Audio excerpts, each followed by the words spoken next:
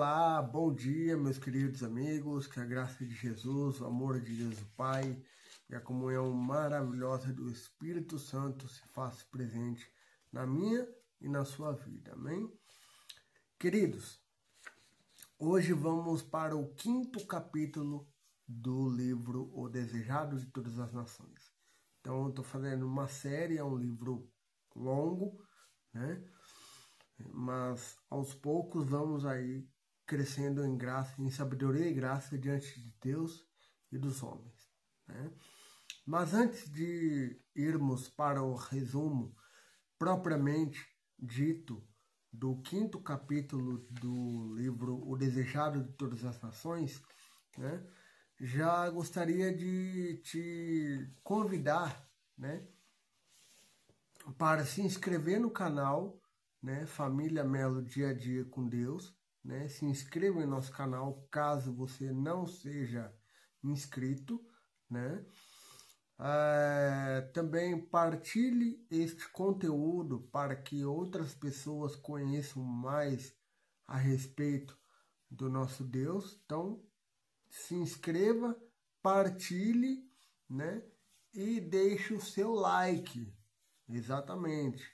Façam estas 3 coisas: partilhe, deixe o like e se inscreva em nosso canal, ok?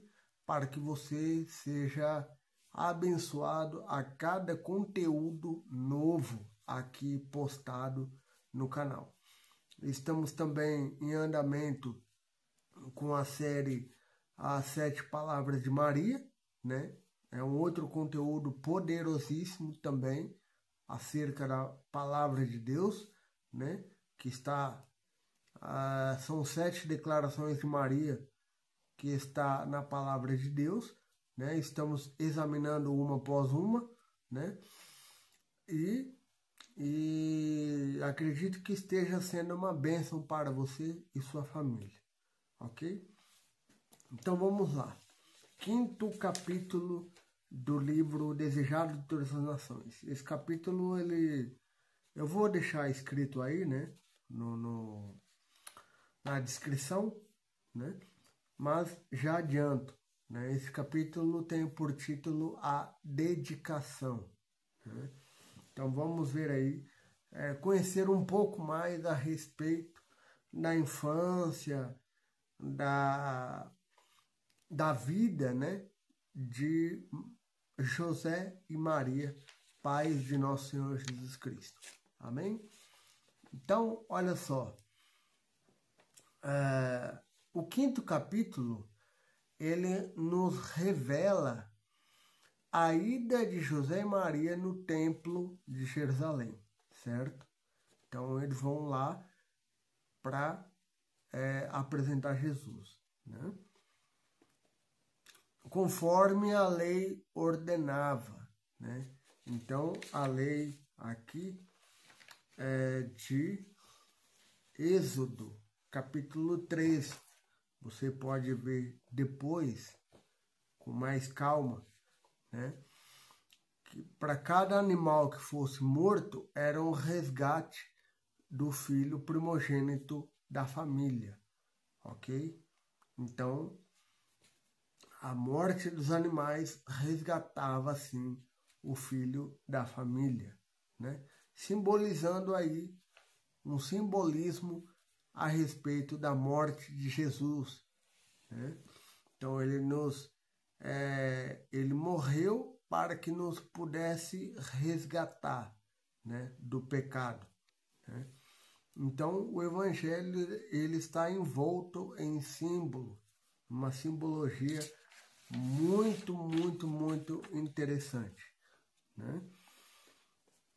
Então, olha só, todo primogênito, então, né, de acordo com esta lei, né, devia ser consagrado ao Senhor, né? E uma oferta de purificação devia ser feita, que foi o caso de José e Maria, né? Maria e José eram extremamente pobres, né? eles não levaram um cordeiro, eles não levaram grandes ofertas, né? Mas a oferta dos humildes, né? 2 rolinhas foram levadas por José e Maria lá no templo de Jerusalém, né? E quando eles chegaram lá, ninguém percebia que aquele bebê, né, que aquele casal, né, que as circunstâncias da simplicidade ali, né, colocada, evidenciada, né, era o verdadeiro Cordeiro de Deus que tira o pecado do mundo, né? E de acordo com a lei, né, que eu falei aqui a respeito da oferta, né, da oferta dos humildes, qual é essa oferta dos humildes, né? Eu falei, eram 2 rolinhas, e você pode ver isso no livro de Levítico. Leia com calma, né? Com interesse de coração, procurando aprender, apreciar mais a palavra de Deus. Então, Levítico capítulo 1, né? Ali vai estar descrito qual era a oferta dos humildes. Mas já adianto aqui, né? Levítico 1, verso 14. Se a sua oferta ao Senhor for holocausto de aves, trará a sua oferta de rolas ou de pombinhos, ok? Então aqui está descrito a lei, né, que deveria ser obedecida por cada família de Israel, né? E aqui tem um parágrafo bem interessante no próprio livro O Desejado de Todas as Nações, que eu gostaria de ler. É um parágrafo curto, pequeno e curto, né? Aqui diz assim: como oferta da parte da mãe, a lei exigia um cordeiro de 1 ano para o holocausto e um pombinho novo ou uma rola como oferta pelo pecado. Mas a lei prescrevia que, se os pais fossem demasiados pobres para levar um cordeiro, seria aceito um par de rolas ou 2 pombinhos, um para holocausto e outro como oferta pelo pecado. Então aí está a declaração, né, de Ellen White a respeito aí da oferta que devia ser oferecida assim que chegasse no templo para a apresentação do primogênito, né?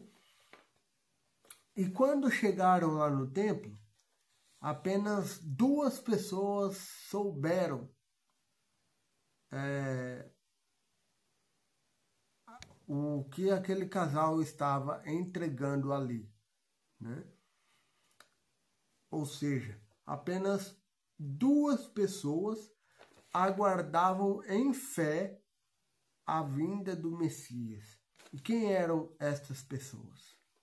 Primeiro, Simeão.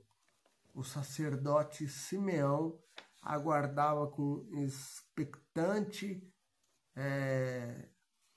pelo expectante momento, né, de saber qual seria o bebê que morreria, né, muitos anos depois, claro, pela morte, pelo pecado da humanidade, né? E quem era Simeão? Né? Simeão era um homem justo, era um homem temente a Deus, a quem o Espírito Santo havia revelado, havia concedido essa revelação, né, de que ele não morreria sem antes ver o Cristo, sem ver o Cristo, né?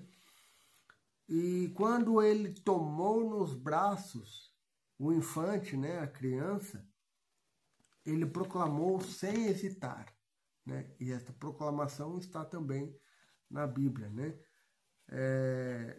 Este capítulo de Ellen White, do quinto capítulo, né, do Desejado de Todas as Nações, se encontra em Lucas capítulo 2, tá? Então você pode ver ali o restante, o capítulo inteiro está baseado esse capítulo 5, né? O capítulo 5 está baseado no capítulo 2 de Lucas, né? E lá, Simeão diz assim: agora, Senhor, despede em paz o teu servo, porque os meus olhos já viram a tua salvação. Que declaração bonita, né? Então, Simeão, ele teve, por meio do Espírito Santo, ele teve sensibilidade para distinguir este momento de vários outros, né? Porque Ellen White, neste capítulo, ela diz que a apresentação de crianças, né, no templo em Jerusalém era muito comum, né? Todo dia pessoas vinham ali, famílias vinham ali para serem abençoadas, né, pelo sacerdote com aí a apresentação de sua criança, de seu menino ou de sua menina, né, de seu primogênito ou primogênita. Então, assim, era uma coisa muito comum, diariamente, todos os dias, de manhã à tarde, né, vinham pessoas ali para serem abençoadas, né, por esta apresentação. Então, era muito difícil ter noção ali de quem seria o Salvador prometido, né? Claro, se não fosse por meio do Espírito Santo, né? Se o Espírito Santo não tivesse a orientar a pessoa, olha, é esse daí, não, é esse ali, né? Então, assim, era uma cena muito comum, muito corriqueira, né? E tranquilamente passava despercebido, né? Mas, como eu disse a princípio, né, por Simeão ser justo e temente a Deus, o Espírito Santo revelou a ele, a família, o bebê, né, que seria o Salvador do mundo. E quando chegou o momento, quando chegou a altura certa, ele pôde declarar sem hesitar esta palavra que eu acabei de falar, né? Agora, Senhor, despede em paz o teu servo, porque os meus olhos já viram a tua salvação, né? E assim ele pôde, então, erguer os braços, né? Tomar o menino Jesus dos braços de Maria, erguer o menino Jesus ao céu, fazer essa declaração e entregar de volta à mãe, né? E a segunda pessoa que aguardava em fé também por este momento era Ana. Ana era esposa de Simeão, né? Então, Simeão e Ana eram dois, um era sacerdote e a mulher era profetisa, né? Que também o Espírito Santo se revelou a ela, né? Então o Espírito Santo acabou ali se revelando ao casal, né? Já idoso, né? O menino, a criança que era rei de Israel, que era o Messias prometido, né? Que era o Redentor do mundo. Então, ela, depois que houve essa declaração por parte do esposo, né? Ela falou a todos, né, que estavam ali presentes, né, no templo, sobre a esperança que havia sido concretizada ali naquele momento, né? Porque Jesus estava sendo apresentado ali, né? E Simeão e Ana, eles foram orientados pelo Espírito Santo de que o menino, de que aquela família e aquele menino eram os escolhidos do Senhor para salvar a humanidade, né? Então aquela família era responsável pela vida e educação de Jesus, e Jesus era então responsável pela salvação da humanidade, né? Então Jesus nasceu já com este propósito, né? Então, enquanto que Simeão e Ana, né, enquanto este casal aguardava em fé e recebeu essa promessa em fé também, né, porque Simeão ele não pôde ver o sacrifício de Cristo, né, porque logo depois da apresentação de Jesus, alguns dias mais tarde, o casal morreu, né? Mas esse casal aguardou em fé a bendita esperança, né? Enquanto este casal aguardava em fé a bendita esperança, o cumprimento, né, real da bendita esperança, os líderes religiosos permaneciam cegos em sua tradição, né? Em sua ostentação e em sua tradição, né? Chegou até fazer uma rima, né? Então eles estavam ali perdidos na sua ostentação e na sua tradição. E por isso é que Deus revelou o seu Filho Jesus a corações humildes e consagrados, né? A corações humildes e consagrados. Então, a mensagem do capítulo 5, né, que estamos aqui estudando, é duas. O capítulo, a mensagem central do capítulo 5 é duas. São duas mensagens centrais que este livro nos proporciona, né? Qual é? Primeiro, Jesus ele foi consagrado desde o início como Salvador do mundo, né? Então, desde o início, desde antes de seu nascimento, né, conforme estamos vendo aí na série As 7 Palavras de Maria, antes do nascimento de Cristo Jesus, ele já tinha sido consagrado, né, pela mãe, né? Ou seja, Jesus, Deus, né, o anjo Gabriel revelou a mãe, né, revelou à mãe o desígnio de Deus, né? Então o anjo Gabriel foi o mensageiro, né, que passou a palavra de Deus para a jovem mãe, né, que era Maria, né?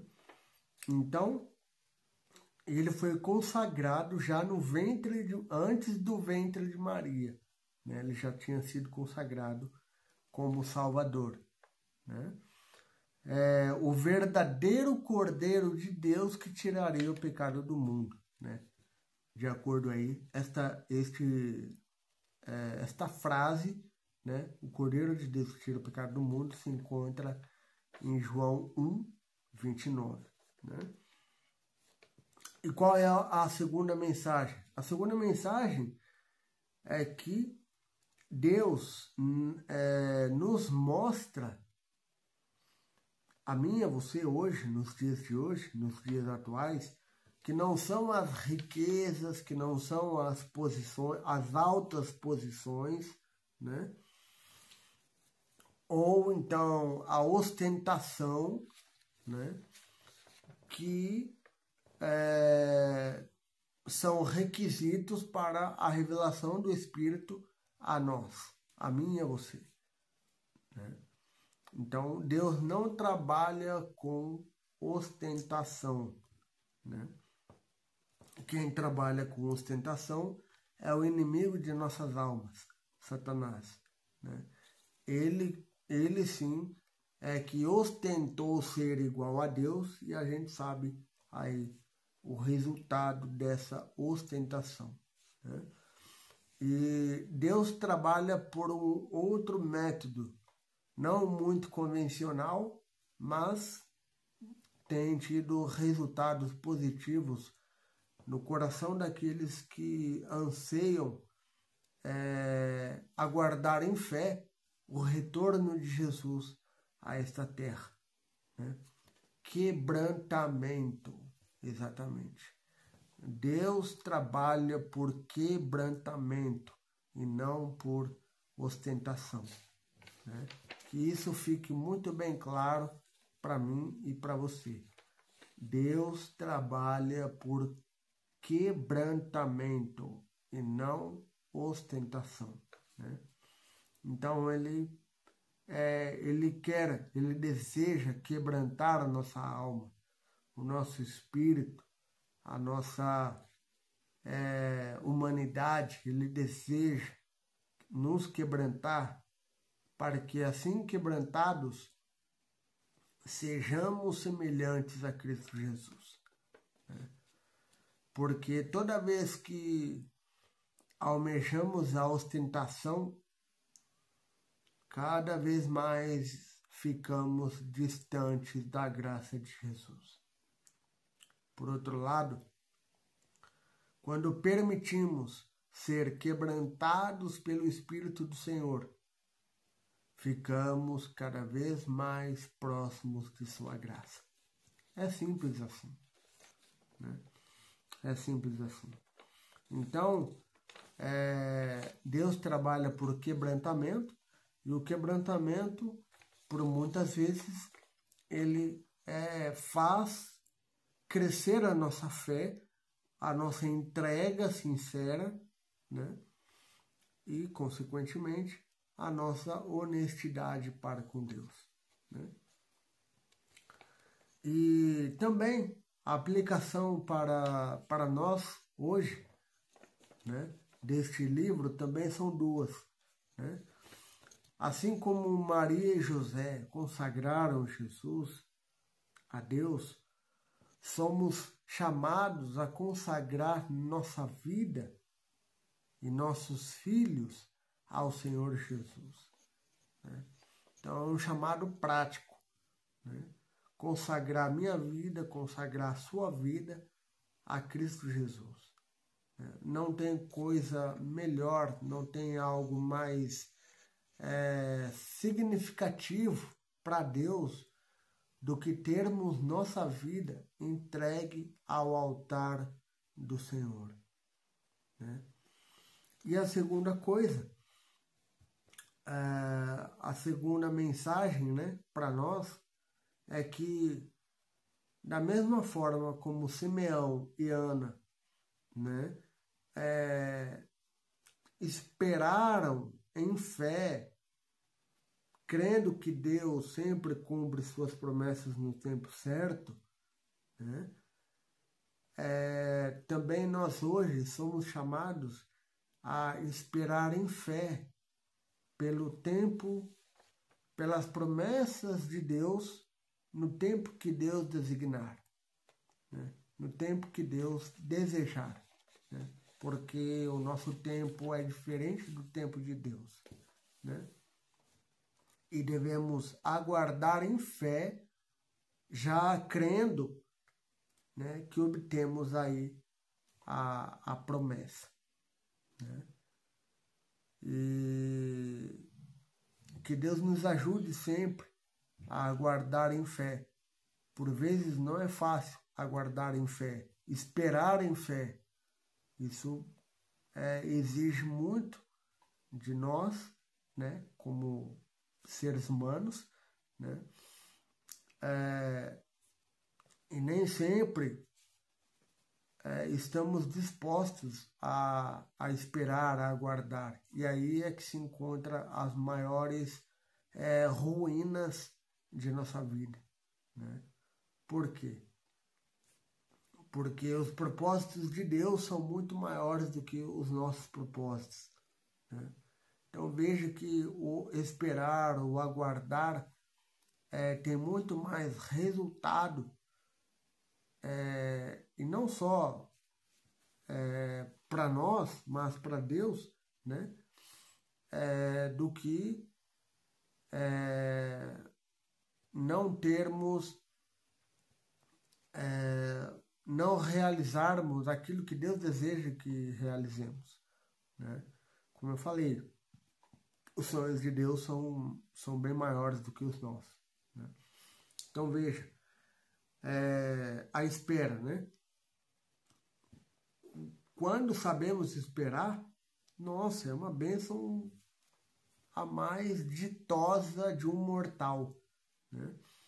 Porque, veja, quando olhamos para a Bíblia, a palavra de Deus, vou dar 3 exemplos aqui, né? E já encerro, né? Quando olhamos para a palavra de Deus, vemos que a espera, que a Bíblia ela está em um modo e o nosso mundo está em outro, né? Nosso mundo cada vez mais é acelerado, cada vez mais é rapidez, cada vez mais é velocidade, né? E quando olhamos para a Bíblia está em outra direção, completamente oposta, né? Ela é da espera, ela é da entre aspas, lentidão, né? Porque veja, entre a unção de Davi e a coroação de Davi, Davi teve de esperar 25 anos. Olha aí, 25 anos. Deus deu a promessa para Abraão que ele seria pai de uma grande nação, em Gênesis 12, né? Ele estava com 75 anos, né? E ele, entre essa promessa feita por Deus e o cumprimento dela, passou-se aí 25 anos também. Olha aí, ele só foi realizar a promessa com 100 anos de idade, né? Deus foi realizar a promessa na vida de Abraão quando ele tinha 100 anos de idade. Olha aí, né? E o último exemplo, quando olhamos para a vida de José, com 17 anos, quando ele sai da casa dos pais e vai para o Egito e, e é preso na masmorra e depois tem a tentação sexual, né, por parte da Potifar, da mulher de Potifar, né? Não estou aqui falando cronologicamente, claro, né? Mas aqui ele passou por diversas agruras, por diversas circunstâncias ruins, né?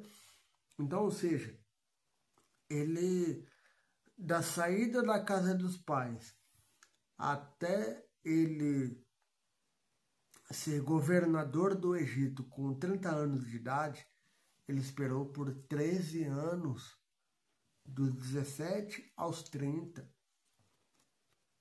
13 anos de espera, né? Mas quando estas pessoas esperaram esse tempo e concretizaram o que Deus tinha na vida delas, a vida delas se tornou mais significativa do que antes, né? Então veja, a vida de José depois dele ser governador foi outra, totalmente diferente da vida que ele havia sido antes, né? Davi, quando ele alcançou a coroação, né? A vida dele foi outra, né? Totalmente diferente da que tinha sido até alcançar ali a coroação, né? Abraão também e vários outros patriarcas e profetas, né? Então veja, a espera tem bênção na espera, a bênção de Deus na espera. Fique ligado, né? A bênção de Deus na espera. Deus tem o melhor para mim e para você. Só precisamos mesmo saber esperar. Amém? Então, mais uma vez, te convido, meu querido amigo, minha querida amiga, meu irmão, minha irmã, a fazer 3 coisas. A se inscrever no canal, né, para que todas as vezes que for postado um conteúdo novo, você receba este conteúdo em primeira mão. Deixe o seu like, né? Porque o algoritmo do YouTube vai entendendo cada vez mais que isto é relevante para você, para sua vida, para minha vida, enfim, para nossa vida como um todo. E partilhe com outras pessoas a mensagem de Deus que você recebeu, né? Agora você partilhe para as outras pessoas. E assim vamos pregando aí o Evangelho de Jesus Cristo. Amém? Vamos orar? Querido Pai, muito obrigado, Senhor, pela vida, pela saúde, por tudo aquilo que o Senhor nos dá. Obrigado por este resumo do desejado de todas as nações e pedimos ao Senhor que nos ajude a consagrarmos para Ti, né? Queremos nos consagrar cada dia mais para Ti. Perdoa os nossos pecados, por misericórdia divina eu te peço. Em nome de Jesus, dá-nos todos um bom dia e uma boa semana. Em nome de Jesus. Amém. Um forte abraço e até a próxima.